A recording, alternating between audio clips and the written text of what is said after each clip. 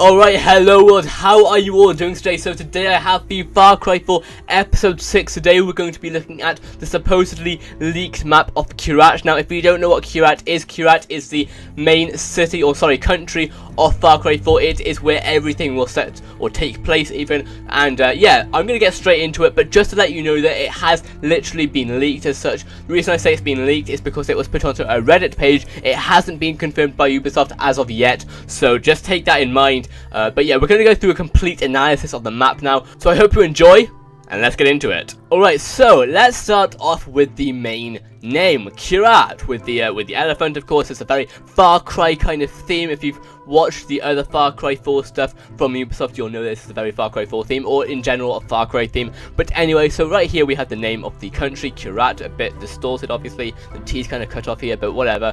We have the elephant here, of course, no tiger, which is you know, I don't know, no tiger, but notice how there is literally no copyright text or anything that shows that it might be official on this little map. So that means that it has been leaked pretty much, because normally it will have a you know, a copyright thing or something of the sort saying something about Ubisoft. Also remember that in my last episode, no, not in my last episode, in my Far Cry 4 episode 4, I did mention how the Far Cry 4 KYRAT edition will include the KYRAT map. So maybe you're going to have this in your little box, you know, if you buy the Far Cry 4 KYRAT edition. Anyway, let's get straight into what this map actually shows us. So right here we have the land, and I suppose this would be the sea maybe, or no, actually I suppose this might be mountains, and maybe down here is the Indian Ocean. I see there's a bit of a maybe I'm just being very what's the word, pedantic, but I see that around here is very kind of dark, and then here is very kind of light, so maybe that might be beach or something, or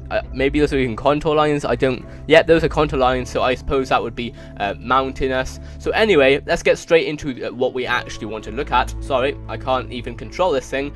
So right here we have the animals, so we have a list of all the animals: elephant, yak, rhino, macaque, I don't know how to pronounce that, honey badger, tiger, wolf, Tibetan wolf, dole, I don't know how to pronounce that. These are probably Indian animals, or yeah, Eastern animals that I've never heard of.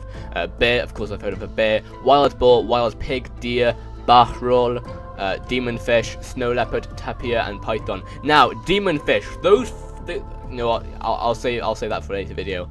We saw demon fish in another video on YouTube. But anyway, biomes and economic regions. So we have the Himalayan region with sedge meadow. I don't know what that means, but here we have pagan mint training camps and gulags.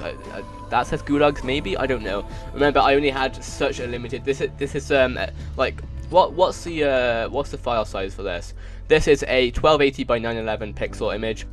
So anyway, so right here we have Pagan Min training camps. Now, Pagan Min, if you don't know, you should know by now if you've watched my series, Far Cry 4, What We Know So Far. I strongly recommend literally clicking on the annotation right now, or clicking in the link description below, because honestly it would be very helpful for you to know exactly what's going on. But anyway, let's get straight back into it. So, Pagan Min is the antagonist, mountainous, coniferous, mountainous, larch. Those are both kind of, I guess, owned by Yuma maybe, or something of the sort. Basically those are locations for Yuma's mining mines, I suppose. And Yuma is also an antagonist of Uncharted Far Cry 4. Sorry, I've been playing some Uncharted.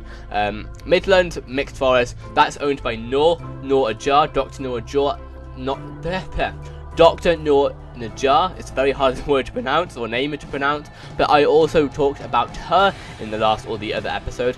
Midland and Quercus de Pleur, that's of course the other other antagonist, Paul de Pleur, his farmland. Then the rebels, which of course are the people who are fighting against de Pleur, Yuma, and Pagan Min. Now here we have the locations: radio towers, outpost, fortress, important location. Now, if you haven't played Far Cry 3, this will make no sense to you, or maybe Far Cry 2. This will make, you know, you might not know what these are.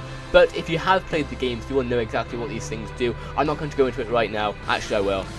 Basically, these things, they unlock different parts of the map for you. Here, let's say, if you're driving around here, let's say you will have this map. If you go into the outpost here, so the radio tower, and you activate it, then that part of the map will be, the mini map will be unlocked for you. So that's very cool, that's very helpful obviously. But anyway, let's get straight back into the map analysis. Now, one thing that I've noticed, which I think is very interesting, is that I think I got my prediction right. Obviously we can't tell until the game actually comes out, but here is Bannerpur, right?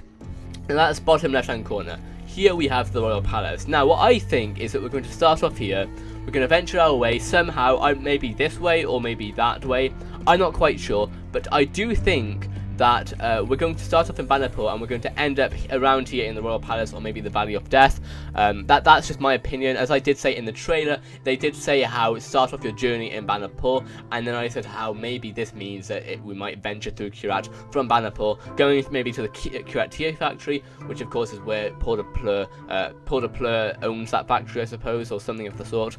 But that's basically that. So right here we have the KYRAT tea factory, which of course Port de Pleur owns, I think. The Sleeping Saints, Tirtha, Chamal Jamar Monastery, Nakapur, I'm sorry if I'm pronouncing these wrong, Nakarapur, Rochan Brick Factory, Meta Airport. So I don't need to go through all of these, all of the names of course, but yeah, it looks very interesting. Of course, this does look like quite a large map, and it looks like it's going to offer, you know, each different part of the map will obviously offer different animals. It will offer, well, I think it will. Yeah, some different animals are here, but of course every portion of the map is going to include different environments for you to explore, work with to complete the game. So that will be very cool. One thing to notice though, where is Shangri-La?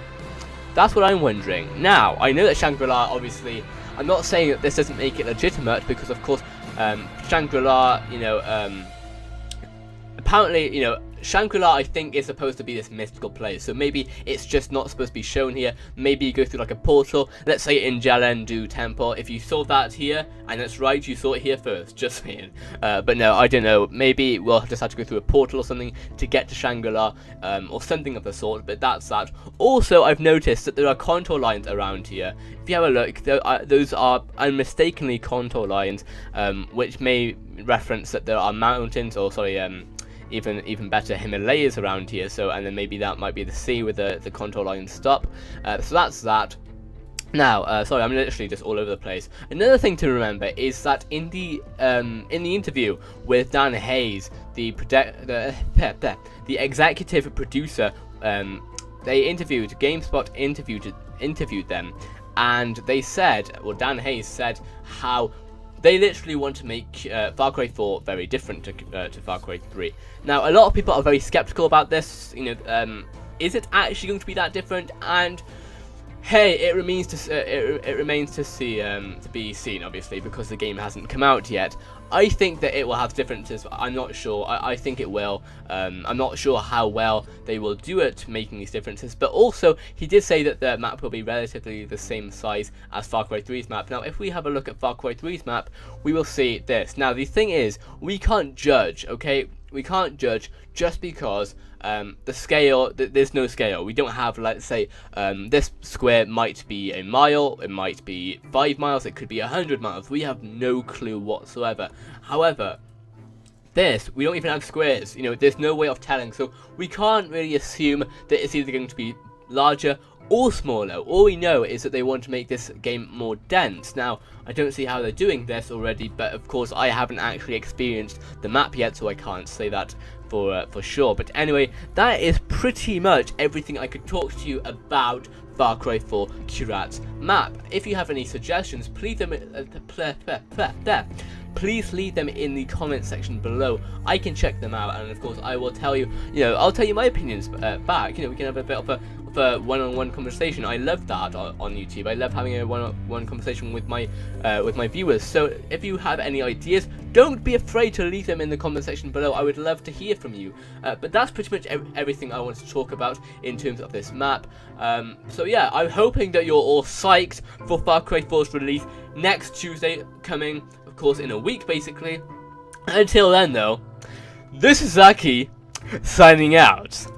Oh yeah. Highly anticipated title. Welcome to Far Cry 4 What We Know So Far, Episode 4.